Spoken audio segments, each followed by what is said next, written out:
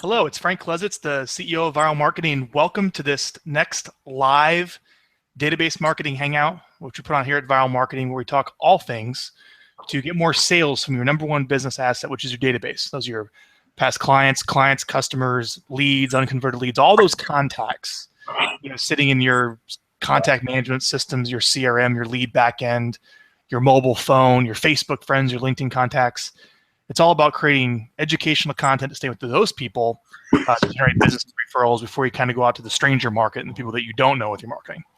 That's what we're all about here at Viral Marketing. And I'm excited for our guest today. To our guest today, a friend of mine, Tim Heyl, let me tell you about this guy. By the age of 27, was it 27, Tim, that you built a $2 million real estate business? 27? That was total 26, 27, yeah. 26. All right, 26. Built a real estate business that that's total commission. It's not a gross volume that people quote that means nothing, but like total commissions into the bank. And he did that in a very unique way. What we're going to talk about today is that, he started off grinding the phones, finding people, talking to people, building his own database through prospecting. But he realized that, when you stop the prospecting, when you start getting lots of clients, the prospecting goes down. And he had to give something up. Was he going to give up working with the clients? Was he going to give up going on the presentations? Well, eventually he had to give up the actual prospecting, and he hired a team, not just one, but eventually a team of people to sit there all day long and make outbound calls and try to find the leads. And while they're finding the leads, they're getting the email addresses to bring in his database. So he has really scaled himself, not only through the videos to his database, but also by building basically human opt-in forms of calling up his target audience and getting those emails and bringing them in. We're going to interview Tim today. I think you're really going to enjoy the hangout. And before we do that, if you are interested more in viral marketing, what I'd like you to read is our Database Reset ebook. It's about 20 pages. I wrote it. If you haven't been doing anything with your database, you haven't communicated with it, you neglected maybe a little bit, and you want to round them all up and reconnect with them and do what we're talking about today, you have to reset your database. And I wrote an ebook on how to do that. Go to thedatabasereset.com, download that, read it. It'll go through the exact plan that we recommend here at Viral. You can do it yourself, or you can hire us to do it.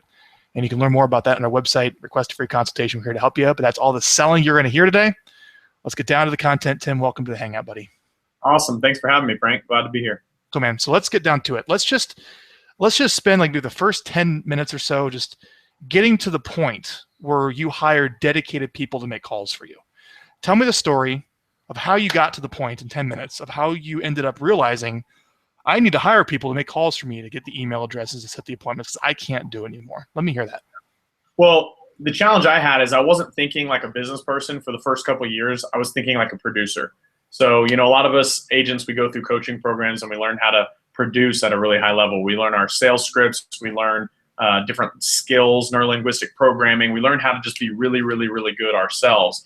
And so I was just coming in every day, 4 hours a day, pounding the phones. I was getting 5 qualified seller leads a day, putting them in my pipeline, and then I was moving on, going on listing appointments, doing everything else. But my team started to cave beneath me because I wasn't paying attention. I was honestly just so busy lead generating, going on appointments, trying to build the team in between. I finally realized if I wanted to actually break through the ceiling I was at, if I wanted to actually build a business that would sustain itself and have talented people attracted to it, I needed to actually focus half my day on working on the business, not just working in the business. And so what I did was I remember specifically talking to my MAPS coach, and I asked him, I said, what would you do if you were me? And he said, well, you have to give up either being the agent out on the appointment, or you have to give up making the calls. And at first my mind went to, well, I can't give up lead generation because that's the most important thing. That was so drilled into my head. That's the most important thing. I can't give that up. What I realized is even though it's the most important thing, it actually wasn't the most challenging thing, and it wasn't the most, it wasn't the highest paying activity. It just was the most important thing. And so after I took a step back and had some conversations with my coach, I realized I actually needed to outsource, or I needed to leverage the lead generation portion. And that would also allow me to break past the ceiling I was at, which was just me getting my 5 leads every day. If I could get it right with one person, then I could get it right with 2. If I could get it right with 2, I could get it right with 10, right? And so that's essentially what I did. I went out and I didn't really know what to do. I didn't really know what an ISA was or anything like that. This was a few years back. What I did was I went to an agent that was in my downline at Keller Williams, basically a struggling agent in the market center, who was not consistent in their own lead generation and needed money. And I just said, hey, why don't you come on board with me? I'll pay you if you set an appointment today, I'll pay you today. You don't have to wait 90 days or 6 months to get a paycheck. Let's work out a short-term deal where you can get money now and you can help me out with my time. And it was a very short-term project, but it actually it got me off the phones. And once I was off the phones, I had more headspace. I had more time in my day to think. And when I started thinking about the business instead of just inside the business, I started to be able to realize this was actually a full position that I could build and scale. And so that person eventually made enough money to be able to go back and start selling on their own. And so I brought in my first full-time inside sales agent. And this person came in and prospected for basically 8 hours a day, twice as long as I would. Now, the results they got were about the same as what I would get in 4 hours a day. But I didn't really care because I wasn't having to do anything. And even though it might have taken them a little bit longer to get the same results I could have gotten in half the time, it didn't really bother me. We were still getting the results and I wasn't having to do it. So we worked on that for about a year, and then we hired a second person and a third person and a fourth, and we scaled it to eventually a call center of, now 75 people over at Phone Animal. So yeah, it's been going really, really well. Kudos to you, man. Thank you. Now, for someone for the first time hearing that is going, holy cow. That's a great story. I told you to do it in about 10 minutes. You went right through, and it's true. So I want to go through a few key things that you learned along the way that I want to dive a little bit deeper that I think are key points. Cool. The first one is that you did no marketing up to this point. It was pure on the phone calling people, you leading the charge. Yeah, can I tell? On the appointments, and it was you and maybe an assistant for the admin, and that was it. That was it. Let me tell a little story about that. So, so when agents come to me today and say, well, what should we spend for our marketing plans? How should we set up our 33 touch? And they want to know all the systems and technology that they should implement. And I look back, and I use a lot of technology and pay a lot of companies today to help us with a little bit more robust marketing. But back then, I look back, and for the first 3.5 years, all I spent money on was envelopes, stationery, note cards. Envelopes, stationery, stamps. That was it, and magnets for my business card. And I would write, I'd get my 5 qualified seller leads a day, and I'd say, Frank, I really appreciate the time you took to speak with me today.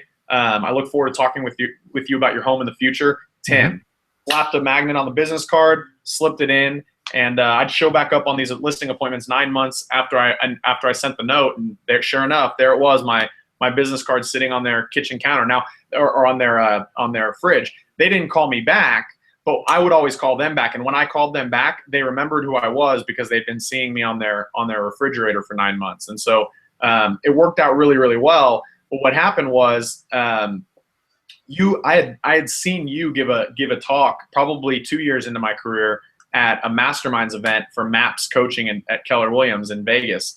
And you had given your whole spiel, and I thought, this is awesome. I thought, you know what?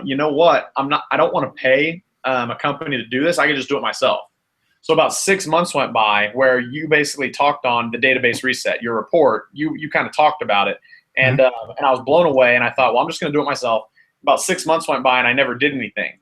And so I called you and I said, look, here's the deal. I'm not going to sign a long-term contract because I'm going to do this myself. I just haven't done it yet. So I'll just pay you to do it until I get doing it on my own. And then, a couple of years, and we started rolling, and it worked so well. Yeah, a couple of years into it, I finally actually said, okay, I'm quitting. I've got somebody in house that I'm going to pay to do it. And so I left Viral for a little bit, and it's funny because not only was it a pain trying to manage getting it done every month, and we ended up just coming back to Viral, but I was paying for it anyway. Whether I was paying you or paying somebody in house, it's funny, we ended up just coming back. But that's what we do today to communicate with our databases. We send out our viral marketing reports. So yep. So that was the key there, is that he started with, he just said, what's the quote? I'd rather be, just dumb and persistent than smart and thinking about it. It's like sometimes if you know so much, you never just take action because there's so many options. But Tim just starts off in the business and says, all right, I'm on the phone all day long. And he did it. Right. And your goal is to get, and then your goal, let's talk about this, was not to set 5 appointments. Right. Let's clarify this. Right. The goal is to find 5 people, because you're calling expireds, you're calling probably a lot of them at the time, very competitive. You know, there's lots of expireds, you're calling just listen to solds. You're just cold calling random people. Yeah. Saying, do you want to sell your house? And a lot of them are saying, no, but I might in 9 months, in a year. Well, what happened? And you measured nurtures. Why don't you tell us about that versus an appointment? Well, so what happened was when I read The Millionaire Real Estate Agent, when I first got started in the business, Gary Keller writes, your database is your business is your database, right? And so I read that and I thought, yeah, but I always thought database was friends, family, past clients. You know, I didn't have any past clients, and I only had 5 friends and, you know, my family. So I didn't get excited about your database is your business is your database. I just said, I'm going to go cold call. And what I didn't realize was, first of all this cold calling I was doing, I was actually building my database. I didn't really look at it that way because I thought this is my lead pipeline. It's separate than my database. What I realized later is I was building what would become the most precious asset in my entire business. A list of names, phone numbers, and email addresses, and notes on when people wanted to actually be followed back up with. So in order for me to put somebody into my pipeline, my goal for myself was find 5 people that have ambition to list their home inside of 12 months. So in order for them to be worth putting in my pipeline, they had to meet 5 criteria. Basically, I had to have their correct contact information. So if I was talking to them on the phone, I knew I already had their phone number, but I had to get their email because I was going to send viral marketing emails out to them, and I wanted to stay in front of them. And so I had to get their email address. So the second thing was they had to have real motivation, not fake motivation. So I identified real motivation based off of an outside circumstance, you know, that had something to do with why they were going to move. It wasn't wanting to test the market. Wanting to test the market, in my mind, that's not real motivation. So it had to be, you know, they're upsizing, they're downsizing, they got a job transfer, kids are graduating from school, and they need to, you know, they want to move closer to the next school or whatever it was. It's got to be real motivation. Then the third thing is the timeline's got to be inside of 12 months. If it was post 12 months, I would still keep a log of post 12 months leads, but I didn't put them in my database as a nurture that I was going to follow back up with on a specific date. I just kept note of them, and that was kind of a weaker list that when I had time to, I would get to it later down the line. The fourth criteria was there had to be an opportunity for me, meaning a lot of these people, they had mother-in-laws and cousins and best friends who were real estate agents. So I needed to identify, Frank, that they were actually willing to meet with me when the time came. Because at first I was clogging up my pipeline with a bunch of people who had no intention of meeting with me, but I didn't ask enough questions to find that out. So here I am calling them back 6 months later, wasting my time that I could have just identified at the beginning that they had no intentions of meeting with a new real estate agent.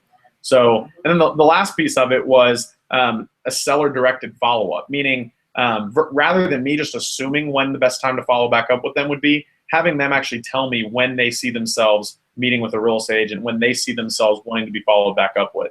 So letting them direct me on that follow-up date. And then, of course, I would always call a little bit sooner. I would always set the reminder a little bit sooner. But I needed them to tell me when they thought they would be ready versus me just guessing. Because at first, when I would just guess and assume, I missed out on a lot of opportunities. And a lot of people quicker than I did. That's gold, man. Let me repeat those. Go ahead. So you said, what are the criteria to add somebody to your database? So basically what Tim's doing is getting the names and phone numbers of basically every homeowner in an area, just calling them out of the blue, more or less. Yep. Has a conversation. But when do you add those people to your database? Like the ones you're actually going to work and communicate with and send a letter to and, you know, spend some money on communicating with over time, right? You said they have to give you their full contact info versus probably the semi-quasi correct info that you got when you bought the list. Right. They have to have real motivation to actually sell their home. They have to be willing to do it within 12 months. There has to be an opportunity for him to get the business, not going to give it to their brother-in-law or someone they don't know. Or 5, they have to tell you when to follow up, not you just assuming the follow-up, but they say, yeah, give me a call at this time. I want to hear from you. Right. Seller-directed follow-up. And that's the 5 criteria that you passed into your database. And you needed that 5 criteria even more when you hire people to make the prospecting, so not throwing over a bunch of crap, basically. So what happened was, we talk a lot about going from E to P, going from entrepreneurial to purposeful. And when we start as entrepreneurs in our businesses, we do a lot of things really, really well just naturally, right? We wing it. We're professional wingers, essentially. Mm-hmm. And And as you start to build a business, the only way to replicate what you do at a high level and succeed through other people is to become very purposeful about what you do and how you do it and why you do it. So I actually didn't come up with these 5 criteria until I actually hired outbound calling assistants, and here they were loading up people to my database, and I would go back and listen to some of the calls and realize that we were not on the same page on what we actually wanted to put in the database for future follow-up. So I had to go back and ask myself, what is it that is specifically causing me to give the thumbs up or the thumbs down? What is it that's specifically pushing me to do that? And I had to really jog my own mind and say, okay, well, one, it's definitely motivation. It's definitely, and I literally just sat there and said, where am I drawing the line? Because I'm doing it naturally, but I've got to come up with a system here so that I can succeed through other people. And so now that 1 5-step system, I've got 75 guys now in a call center who follow that 5-step system. So if you can succeed well through one person, you can succeed well through many people. 75? Well, at Phone Animal, yeah, at Phone Animal, for working for myself, my own team, and for other teams as well. Up to 75 prospectors now. That's incredible. Yeah. Yeah, because Tim has his own company now doing that. So Tim started in real estate, and then Tim started a company for other agents that you can hire where they provide the prospecting for you and pass those qualified leads over to you. That's why he's with Phone Animal.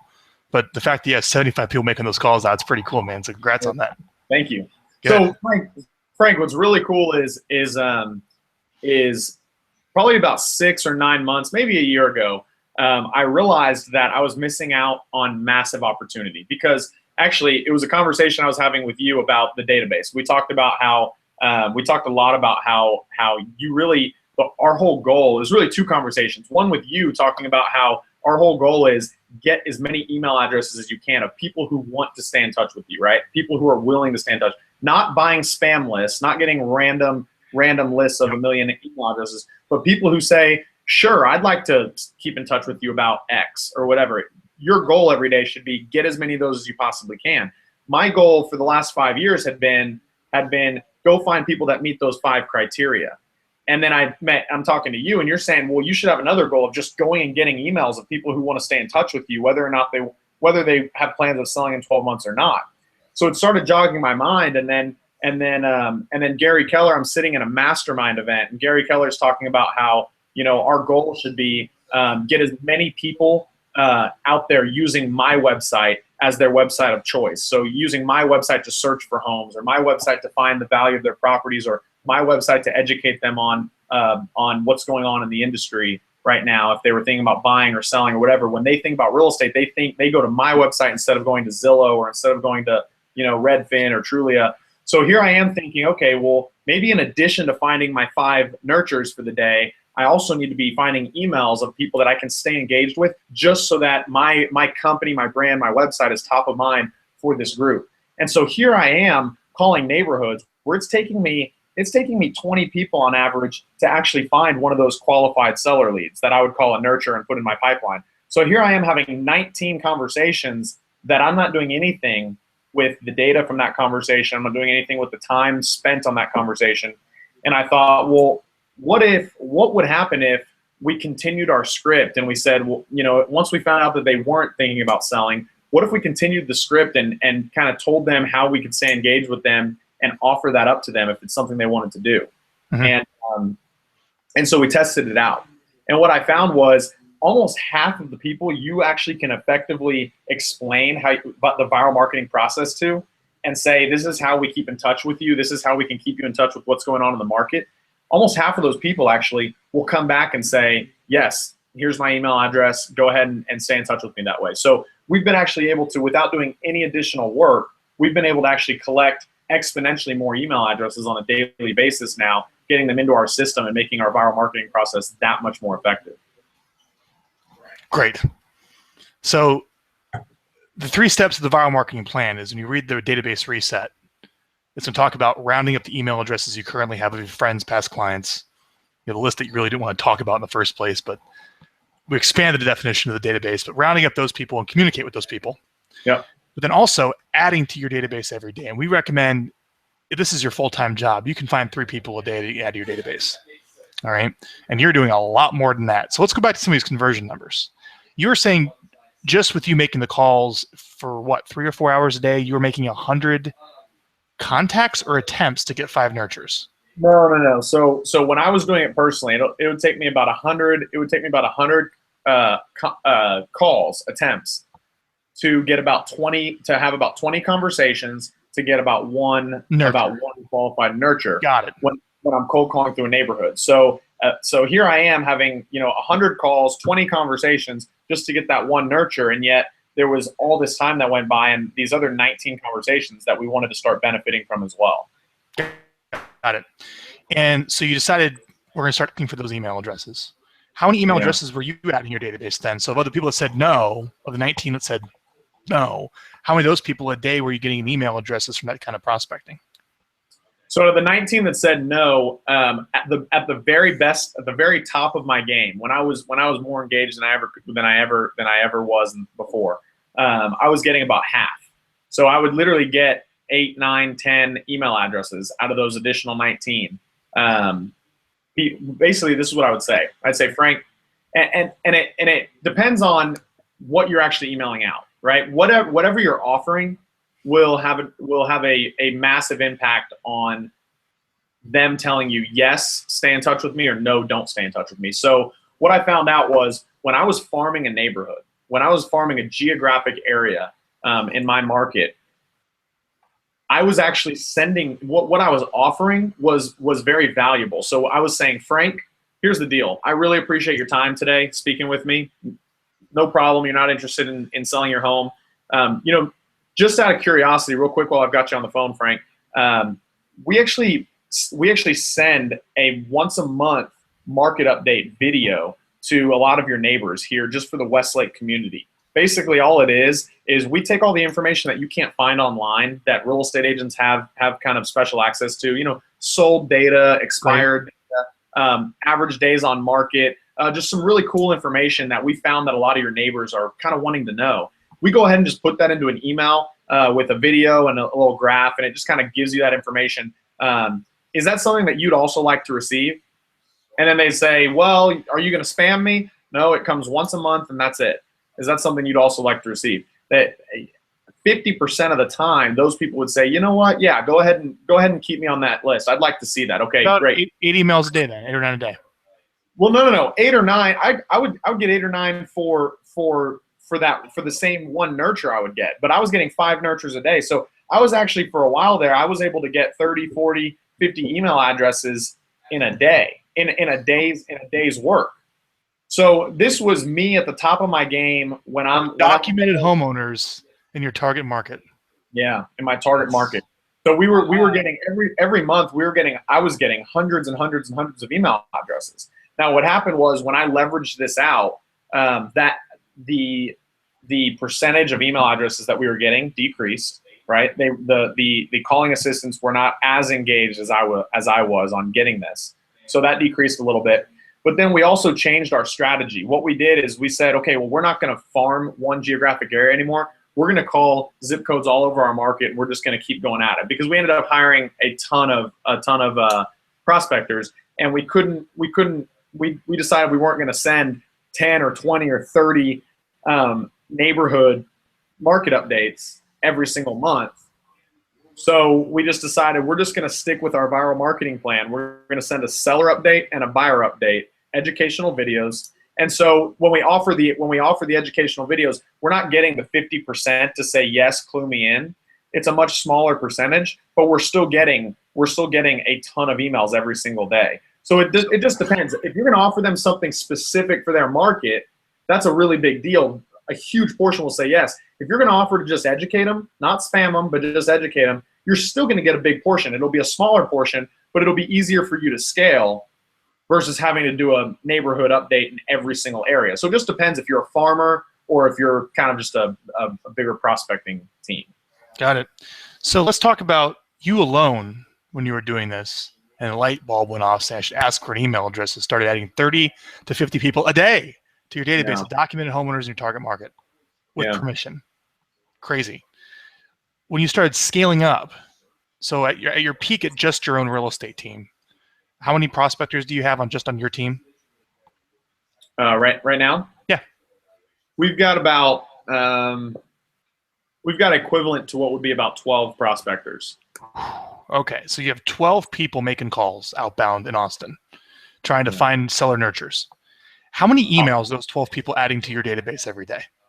So this is Austin, San Antonio, Houston, Dallas. Okay. So we're in 4 markets here in Texas, but we're adding in.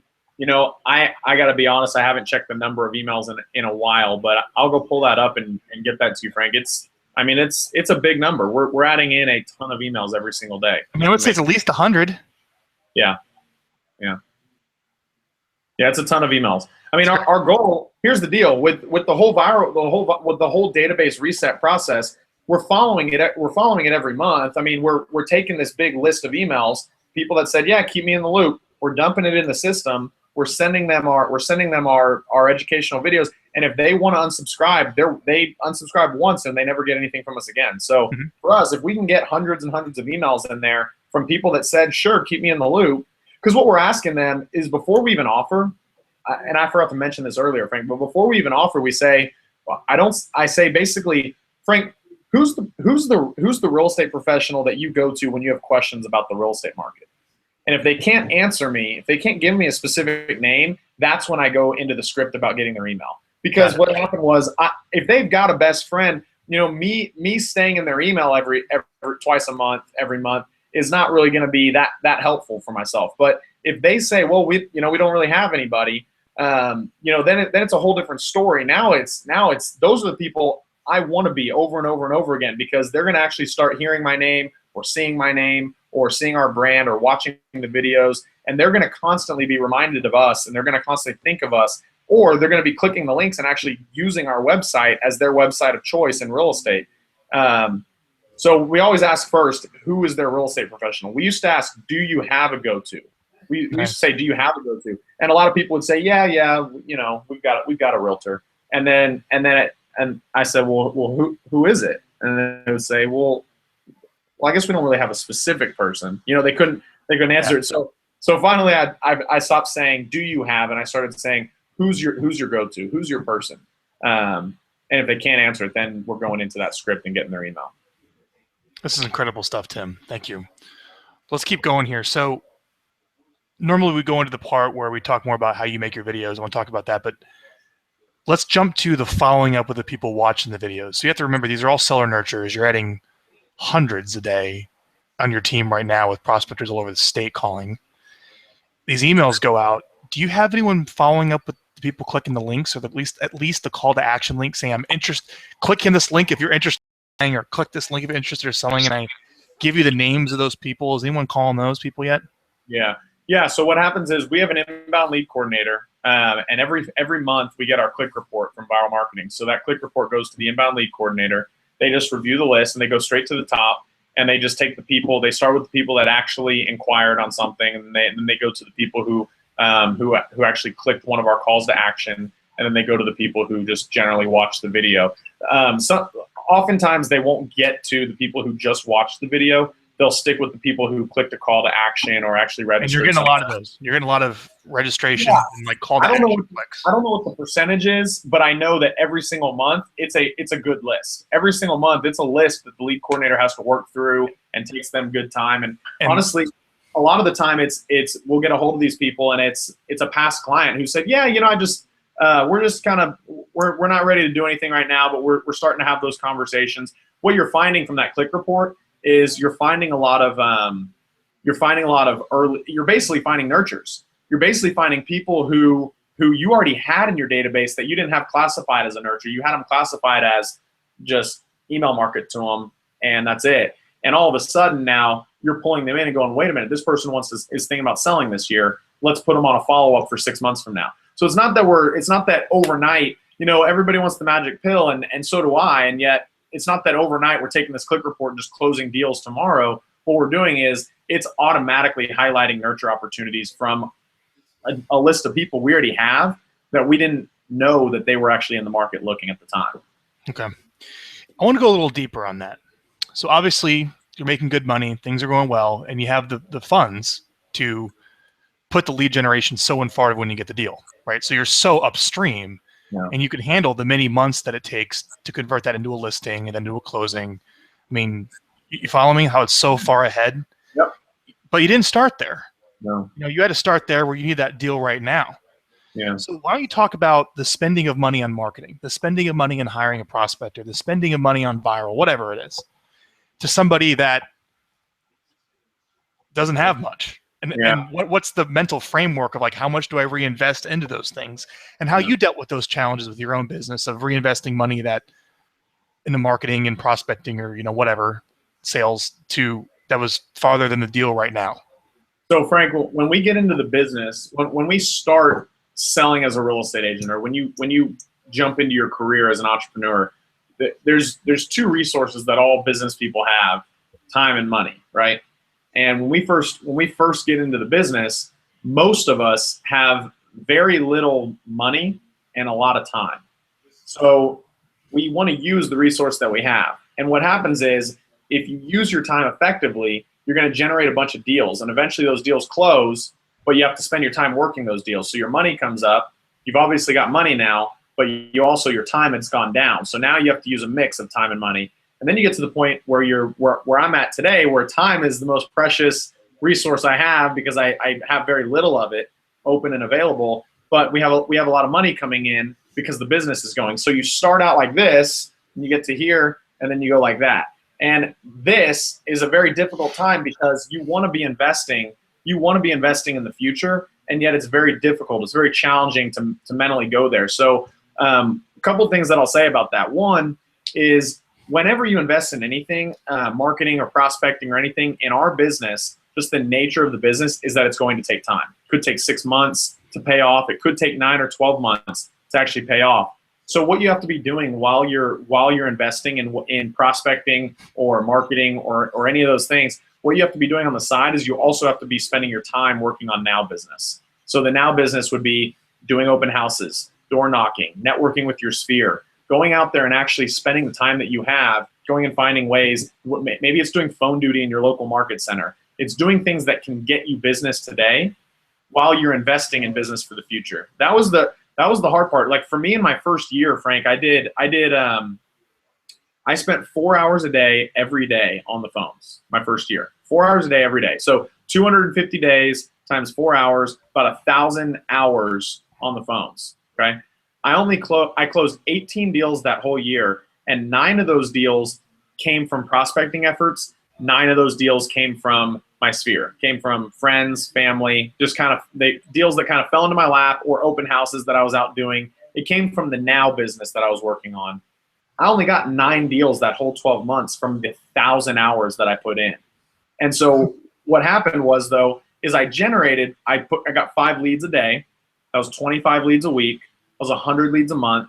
It was 1,200 leads a year. So at the end of the year, yeah, I'd only closed 9 deals, but I had 1,200 leads in my pipeline that I'd qualified and put in there. So the next year, the second year, I closed 65 deals, and 55 of them came from my outbound prospecting efforts. So it went from the previous year.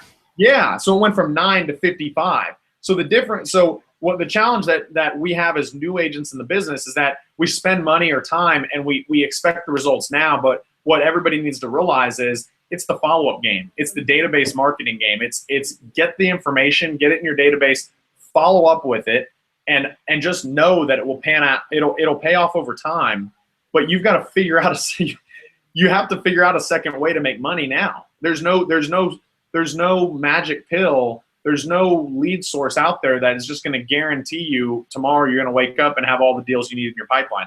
It is a time on task over time, right? And whether that's a lead source or a marketing company or prospecting, hiring an outbound prospector, it's going to take time. So you got to also figure out how to take care of the now business, and they're 2 separate things. Yes. Well, you have the business you're in now and the business you're becoming. Yeah. You have to work on both. Yep. So you were very fortunate to be coached, and Gary Keller, who started Keller Williams, one of those brilliant people I've met, gave you a model for budgeting. And I think we should talk about this a little bit. Yeah. Is when you're building a business and your check comes in, your revenue, that's not all yours. It could be in the beginning if you're playing all hats, but not if you want to grow your business in some way. Certain percentages of that money should be set aside for salaries and staff and commission rates and marketing and whatever. And then you're left over with the net. Could you explain the budget model at least how you think about your money and what Yeah. percentages you'll wear. And at the end of the day, how much is actually left over for you, which Yeah. is could be a little bit different than somebody that's used to keeping all their money all the time. Yeah. Yeah. So I'll give the most simplified version I can give over this, since we don't have numbers in front of us. But if you open up the Millionaire Real Estate Agent book, it'll give a detailed budget model. The basic model that I've followed my first few years in the business was essentially you want to pay out about 30% as a cost of sale. So 30% you would pay out as commissions to agents on your teams to leverage yourself out of being the one who has to do the deal. So if you're a brand new agent and you do everything yourself, you'll have zero cost of sale. Okay. So basically what you're saying is you pay the buyer agent 30%, you pay your listing agent 30%? You could. What happens is it's an average number. So in what Gary always said is pay your buyer agents 50, pay your listing agent only about 10.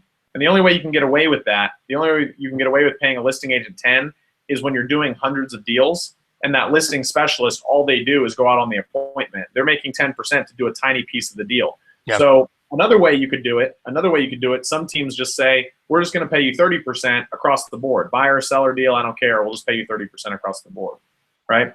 So for us, what we've done on our team is we have actually paid 40% for buyer deals and 20% for listing deals. So it still hits home at that 30% number. The other way to look at it is a 3-time markup on the services of the professionals working in your office. There you go. It's a great way to put it. So 30% to the agents. Now keep going. Okay, so now you've got your overhead, right? You've got your overhead, and a lot of agents, especially newer agents and single agents, like to brag about how low their overhead is. And they say, well, I don't have any expenses. I don't pay anything. And at first glimpse, it's like, oh, well, that's amazing. How do you do that? And then once you take a step back and you look at what they're actually saying, is, I'm taking all the money I make and putting in my personal bank account. I'm not actually reinvesting in my business. And so if you're going to start treating this like a business instead of a job, which you don't have to. A lot of real estate agents love their career. They are really good agents. It's a job, and that's it. But if you're going to make it a business, you've got to reinvest, and you've got to reinvest into future growth. And so reinvesting, what Gary suggests, is reinvest about 30% of your revenue back into your business. And he kind of says, essentially, you want to average about 10% for salaries, about 10% for marketing and lead generation, and about 10% for everything else. And everything else would be, rent, technology, supplies, equipment, things like that, insurance. Got it. So basically 40% of what you earn is going to people, 10% to overhead or support staff, listing, transaction, whatever, and 30% go to the people who actually do the deals. 10% goes to overhead, office, all the software services that bill you every month. God, there's a lot of those. And then 10% to marketing. So it's interesting to look at this. If you're spending 10% of your gross on marketing or lead generation, it's really a 10-time return. Right. That's the goal. So what Gary says, your goal should be a 10x return. You should spend 10% of your entire budget on marketing, which means if you're going to spend money, then you should expect to average a 10 times return. So the good news about this is, though, because 10 times return is really, really good.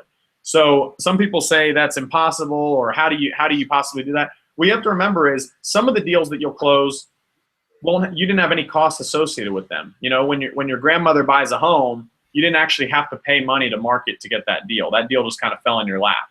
So if you only get a 5% return on your next deal, or a 5 times return, that actually averages out. Yeah. Okay. So the way that I like to look at it, I want to share something with the audience here. At some point, your business gets so good that a lot of leads come from different areas and whatnot, and then you want to be able to track it. And that's always kind of the constant battle, is where the business came from. Is that basically what you're saying is you take 10% of whatever maybe your gross, your GCI, your commissions is. And maybe since in real estate, it's up and down all the time, maybe you take a moving average the past 3 months. So let's say you're doing $20,000 a month in gross commissions on average. You would reinvest $2,000 a month into the marketing every month to be in front of your target audience, a blend of the people you know and also the people that you don't know. Now, your prospectors, this is what's interesting. what you pay your prospectors, hourly base plus a small commission, I would assume. And if you want to learn more about Tim's prospecting business, go over to his Phone Animal channel. I do the same hangouts with him on that, where we talk all about the numbers and how his prospectors work. All right. But your prospectors, that's lead generation, come out of the lead gen budget. Is that correct? Not the 10% of the admin budget. No, it's directly lead gen, because even though it's a person, it's specifically going towards generating a lead. So we put that in our lead generation portion. Great. Well, great, man. So that's a good little framework for the money. So basically, at the end of the day, 1, 2, 3, 4, 5, 6, you're netting 40% to the bottom line. Is that correct? So that's the model. What happens, and this is where I was going to go with this, is what happens is as you become more and more removed from business. See, if you look at the 7 levels of a millionaire real estate agent, the challenge with that model, even though it is the proven model in our industry, that the challenge we have with it is that you're only one person away, one person that gets sick, or one person that goes out of town away from getting a job back, right? In that model. So if you want to grow your business, I took a step to grow my business to become as many layers removed from getting any specific job back that I didn't want as I possibly could. So and have two of everybody at least. Have 2 of everybody, and yeah, essentially continue creating opportunity for your top people to be able to go out and grow something bigger. So the whole expansion model is actually one of the main reasons for going out and expanding. Is it's actually the opportunity for your top people to go build their own team within your team, right? So that they don't have the need to go leave and start their own team from scratch. They wouldn't want to do that anyway, because it's a pain to start from level 1. So you might as well let them start with a business that's already at the 6th or 7th level, use all those resources, and get their own business going within that.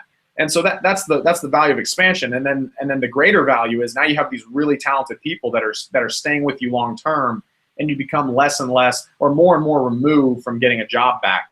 And as you do that, you give up a little piece and a little piece and a little piece, and you continue to give up a little more and more. So today, my business will net about 28 to 30%, not 40%. So I've given up more pieces to become more removed. I haven't had to be a part of a transaction though in 2 years.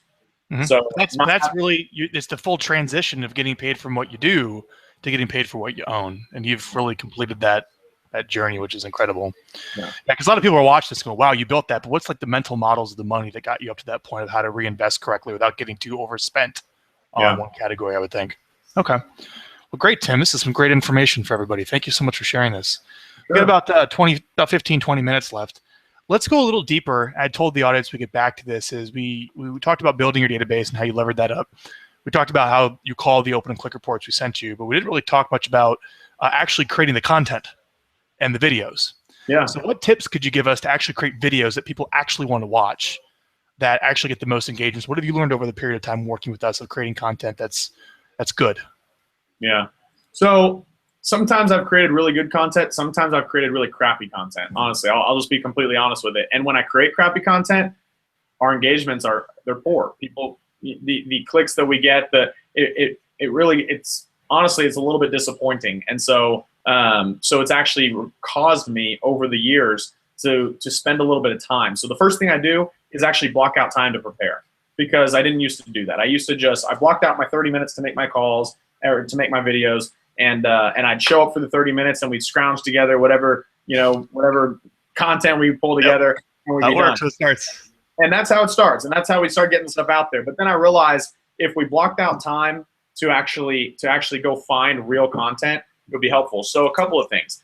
Remember, the point of these videos are not sales, right? The point of these videos are educate the consumer. If you can educate the consumer, that's what they want. And if they want to reach out to you, they will. Or if they want to connect and engage with you, they will. And so because we're just trying to educate the consumer, what we've started doing is going to our agents ahead of time.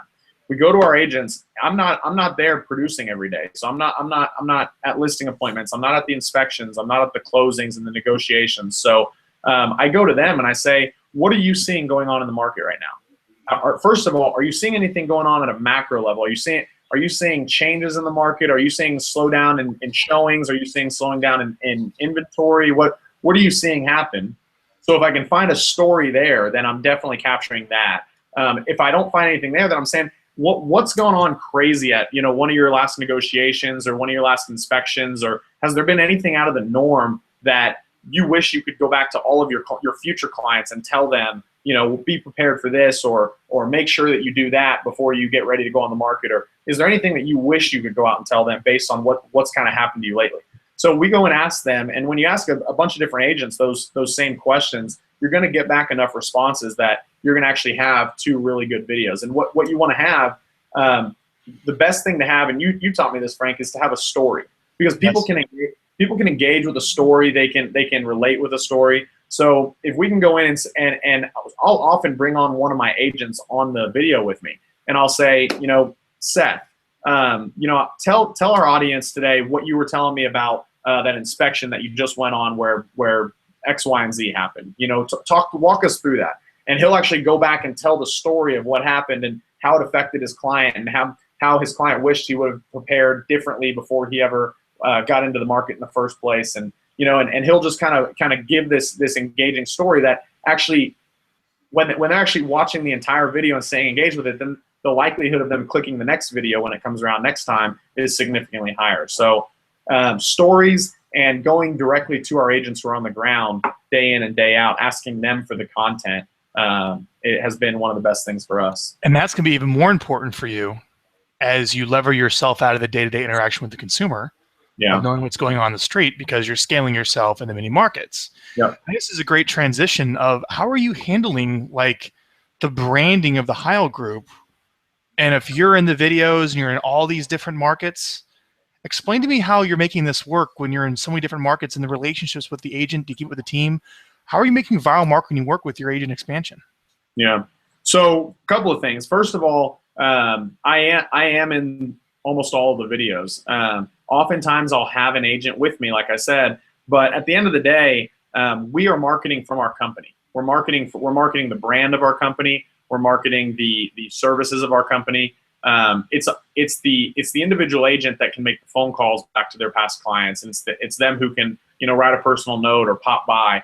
But as far as what we've realized as we're growing, we have to have streamlined marketing for our company. You know, that's centralized, that one person can control and make sure that it happens. Because when you rely on each individual agent, as you get bigger and bigger, you know, we don't have 50 agents or 100 agents yet, but we will. And when we get to that point, you know, we can't rely on 50 agents to send out their own video to their own piece of their database and make sure that all happens. So we've decided to just keep it centralized, keep it about the brand. And honestly, it's a way for me to continue to stay engaged without only blocking out about 30 minutes a month, a way for me to stay engaged with my company. You do it, Frank. I mean, you send all of your clients a newsletter every month that you hand write, and it's an opportunity for you to stay engaged with all of us. You know, I write you guys a weekly message, and Tim, I'm now taking all my weekly messages and I'm turning it into a monthly newsletter like this. Every single thing that I write, look at this. This is all the content I write for you guys. Every month is going to get mailed to you. That's awesome. Like that. So, because I don't know, I tend to write more and more and more stuff, and sometimes it's easier to actually feel in your hands. But yeah, it's still me, even though we're very levered. Almost 50 people working here now. You know, I still view myself, and Gary Keller said this, is I'm still a marketer, and you have allowed me to leverage myself, but I'm the ultimate person responsible. And same thing, you're still a real estate agent, just very levered real estate agent. Yeah, exactly. So, all right, so you're in many different markets. It's the brand of the company, so you're still in the videos, even though it's all over the place and you're expanding, which is a key takeaway here. Let's also talk about how you're also using this for recruiting. So you have 75 people making prospecting calls. You're looking for agents in all these markets. You know, you got to teach them the mission and values, what you're all about, and that has to come from you, the visionary. How in the world are you recruiting people using video? So you've been super helpful with that for us. Actually, our San Antonio team lead came from a viral marketing email that we sent. Basically, what we did was I put a quick 2-minute selfie video together that just basically said, you know, hey guys, this is Tim Heyl with the Heyl Real Estate Group here in Austin, Texas. We're a real estate team of, you know, 10 people, 20 people, whatever it was at the time, and we're actually expanding into San Antonio. And here's the deal with that. Here's the story of our team. It was just a 2-minute video, and it was very quick. And I basically just said, I just said, the reason I'm sending this video is I'm looking for one really special candidate, and this person meets X, Y, and Z criteria. If you think that this is something that you'd be interested in talking more about, then just submit your information on the box below, and we'll reach out to you. We'd love to connect. Thanks so much for watching the video. Bye. And what we did is we put it together in one of our standard viral emails, and we went to the Texas Real Estate Commission website where we downloaded a list of all the emails of all the people who had registered to take the license test in the state of Texas, the test to get their license. Mm-hmm. So it was hundreds, if not maybe even over 1,000 emails. And so some of these people hadn't yet gotten their license. Some had already gotten their license and joined a broker. We didn't really care. These were all people that were in that very beginning stages, and we just sent it out. And it was pretty amazing. We got a ton of responses. We actually had all the leads go directly into our CRM. We were able to schedule consultations with them, and we ended up finding a really, really good candidate. And then we sent it out again about 6 months later, and we found our second candidate in San Antonio that way. And we just did it in Austin, and we found our first candidate in Austin through that same method. And then after having some conversations with you, what I've realized is email marketing is great, and Facebook targeting can be even better, especially when you're looking for this type of thing. So we're actually working now on taking that same method, but instead of just blasting out an email, taking that video and marketing it on social media like you do so well. Good. And that's even the next step. So if everyone's following these processes, like, oh my goodness, you have to reconnect with the database, you got to build your own database, you levered it up with a prospecting team.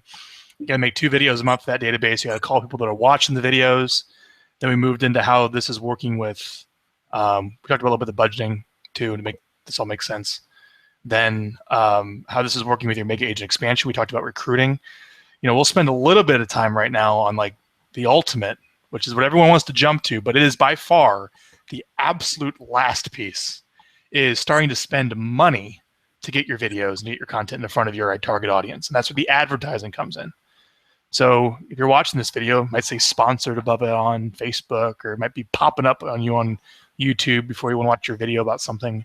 And you can define your target audience on Facebook and YouTube very precisely, scary precisely, and find out that little sliver of the market.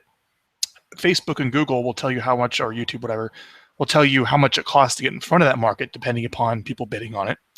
And usually if it's video, and it's on Facebook and YouTube, it's actually the cheapest of all of it because no one's really doing it. So you can get in front of that market almost every day for $10, $20 a day, whatever it is, right? And that's one of the new things we're doing here at the Fire. We have about 15, 17 people in our advertising program, and we actually take those very videos. So you're out there marketing to your database, but you can also get those videos in front of target markets where you can buy online. And we're doing that for your recruiting, or we will be doing that for recruiting. I know we do it for your phone animal. Any results on advertising you can share? Maybe even just phone animal. I mean, we spent $100, $200 on phone animal, and yeah. Well, what it is, you've done a really, really good job of kind of coaching me through it, Frank. In that you've really taught me that people are smart, people are savvy. People don't need a sales pitch when you're advertising online. By simply having a logo or a link to a website. If they see something that piques their interest, they'll click it and they'll do some reading and they'll connect with you if you want. So you've helped us just get some of these videos, some of these webinars out there where we're able to educate people just like you do. We're able to come from contribution, come from education, and just have it out there that if you want to find more about Phone Animal, there's the logo, there's the link. Go to the website. If you're people know how to type that into Google and it'll show up. Yeah, you don't have to force them down some squeeze page and tell them to buy now. It's just like, I think every time you do that, it like destroys your credibility. Yeah. And honestly, I got to be totally transparent about this. I believe that Redfin has done a very, very good job of that. What they've done is they've said the consumer's smart, the consumer wants more, and this is now going back to buyers and sellers, right? But the consumer wants more power, more autonomy to be able to get in there and learn the process and do more of it on their own. They'll still hire an agent, but they want to engage with the agent when they want to engage with the agent. So Redfin doesn't force them to register to search for property, doesn't force them to register to get a buyer guide or a seller guide. They just kind of say, look, here's the information. We have experts here when you're ready. And so I've been really, really kind of spending a lot of time thinking about changing the way we do things a little bit to help create more power and more autonomy for the consumer, and to just be here for them when they're ready to, when they need us and when they want us. And let's talk about that, because that's hard. When you come from a direct response marketing background and you're basically preached in the very beginning of your career that branding is a dirty word and you want to track everything, right? Yeah. And you want to drive everyone through a squeeze page. Like, they can't even get into your website without giving me their blood type. Right. Right. Well, think about it. What Redfin's done, for us, like on my Boomtown site, for example, I don't know exactly what the conversion numbers are, but I think it's probably somewhere around 5 out of 100 will actually register. Would you say that's about accurate? About 5 or 10, maybe? Low, yeah. 5 or 10 out of 100 will actually register. The other 90 or 95% of people are just bouncing. They're leaving because they didn't want to register. Well, what if you could have all 100 of them still searching around on your website, playing around with everything on your branded site, and now there's still going to be a certain percentage of people that'll reach out, but you could actually increase the amount of users that you actually have if you didn't force the registration and force the analytics and all that, which we're so prone to doing. So it's the number one video. I got a tip for everyone. The number one video. So we're retargeting. So let's say someone goes to your website, Tim. For our advertising clients, it installs a retargeting pixel. All right. And then if they opt in, we also get their email. We take those emails, upload them to Facebook. So basically, if someone goes to your site, next thing you know, they're going to see you on Facebook and YouTube and everywhere around. Mm-hmm. And the number one headline that is killing it with that 30% conversion rates is Zillow's 7% accurate. So if you're online looking at other buyer sites, they're not as accurate. Come back to mine. And that's what you're seeing is you're seeing more and more of this. Someone goes to your site, so they expressed interest, but now they're just seeing you everywhere online. You're giving out this great content, but sometimes that's hard to get that stuff out there and not put all these paywalls or opt-in forms up, because people are just like, I'll just go to the site, just give it to me, don't give me all that crap. And even if they do opt in, they give you one of those Mickey Mouse emails, so they just get the information. I've been seeing a lot more of those come through when people opt in for some of our stuff. So for what it's worth. Yeah. That's it, man. Let's sum this up. We got one last question I want to ask you. For our viral marketing clients that are not seeing results and they want to see results and they watch this hangout and they want to be like you, Tim, can you just give me it's always the same thing, but I want to hear it from you. What tips can you give somebody to be successful on the viral marketing plan? Yeah. Well, the first one I would say is you first have to block time. You actually have to, you need to block yourself, make it the same time, same day, same place every month. It's got to become a habit. You've got to block time to actually pick your content, not just shoot your content. So both of those things are super important. You've got to actually use the click report. So when the click report comes back, you need to have somebody who it's their job to actually reach out to those people. Those would be key things. What am I missing on this, Frank? Those would be the key things. That is true. Is like, those open and click. First off, is just showing up to the call to get your videos made and being prepared and give me something good. And it all starts with a good headline. You want to figure out that headline and the point of the video first. That's the work. What's the story? What's the question you're going to answer that's relevant? That's the work. And once you have that, it's all downhill. It's easy. And then when you get that report back, if you're building a business, it's going to be hard for you to find time to make those calls. And if you can hire someone dedicated part-time, it's an easy call to make. It's $10 an hour work to make that call, to see if they're interested and get feedback. And we talk about those scripts in the database reset if you're interested. But that's all. The thing is, it's all you're doing on that call is finding out, do they have future plans to buy or sell? You don't need, you say it's $10 an hour work because you don't need this intensely skilled real estate agent who's going to close them on an appointment. Usually they're just now thinking about getting involved, and what you need more than anything is their timeline. If you can find out their timeline, all that person needs to do is find that out, schedule a follow-up call, and have a professional call back at that time. So, it's not expensive. It's not hard. You just got to do it or have somebody do it. I want to thank you all for coming to these hangouts. I hope you find them pretty enjoyable. And if you want to learn more about Tim and his business, obviously go Google the Heyl Group. You see all of his videos. They'll show up on Google, YouTube, his blog. You'll find it. And then Phone Animal is a company he started that if you want to lever up your prospecting, they will make the way upstream prospecting calls. And they're going to give you these nurtures that may want to sell a long time down the road. If you're having trouble growing your database and you're a viral marketing client, go hire a phone animal. They'll make the prospecting calls for you. They'll have legit conversations. They'll do it well, and they'll get the emails and send those emails over to viral, or even Tim, we can work out a way to get those right over to viral. They can have your prospectors log into the viral account, just put them right in the vertical response account when they're prospecting, something like that. Make it simple, right? Yep. And they're going to get those emails and bring them in your database. So when you combine the calling, you combine the emails, you have the follow-up. It's just this beautiful, consistent system that helps you bring you consistent business, to help you grow your business, which is the whole point and why we're here. So Tim, I want you to thank you so much for your time today and being on the Hangout, bud. My pleasure, Frank. Thanks for doing it. We'll talk soon.